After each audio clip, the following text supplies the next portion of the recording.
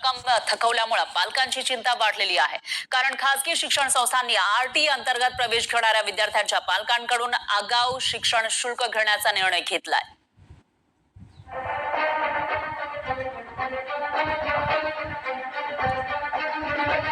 RT अर्थात शिक्षण हक्क कायद्याअंतर्गत आपल्या मुलामुलींसाठी शाळेत प्रवेश मिळवलेल्या विद्यार्थ्यांच्या पालकांची चिंता वाढली आहे। कारण यंदा त्यांना वर्षभराचं शैक्षणिक शुल्क आगाऊ भरावं लागणार आहे। त्यामागचं कारण म्हणजे राज्य सरकारने राज्यभरातील शिक्षण संस्थांचे तब्बल 2400 कोटी रुपये थकवलेले आहेत। त्यामुळे आरटी अंतर्गत प्रवेश घेणाऱ्या विद्यार्थ्यांच्या पालकांकडून आगाऊ शुल्क घेण्याचा निर्णय महाराष्ट्र इंग्लिश स्कूल ट्रस्टीज असोसिएशनने घेतलेला आहे।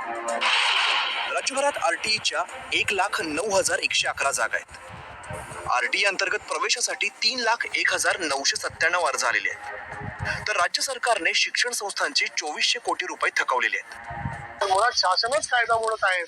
शासनानंच रिएम्बर्समेंट न करून कायदा मोडलेला आहे। ऍडमिशन दिल्याच्या नंतर 1 महिन्याच्या आत कमीत कमी आम्हाला रिएम्बर्समेंट केलं पाहिजे असा आरटीचा कायदा सांगतो। परंतु गेल्या 2016 पासून तर आतापर्यंत कधी 20%, कधी 10%, कधी 5% अशीच रक्कम शाळांना मिळालेली आहे। त्यामुळं या आर्थिक विवंचनेला आम्हाला सामोरं जावं लागलं। लॉकडाऊन मध्ये सुद्धा आम्हाला 1 रुपया शासनाने मदत केली नाही आणि ही शासनाला आमची शेवटची निर्वाणीचा इशारा आहे की आम्ही आता पालकांकडून पैसे घेणार आहोत। राज्यभरात 1 लाखापेक्षा अधिक प्रवेश हे आरटीई मधून होतात। मात्र आता संस्था चालकांनी घेतलेल्या भूमिकेमुळे पालकांचे आणि विद्यार्थ्यांचे मोठे हाल होणार आहेत। दरम्यान यावरती शिक्षण मंत्र्यांनी ही प्रतिक्रिया दिली आहे। मला वाटतं की तुम्ही म्हणता ती वस्तुस्थिती आहे।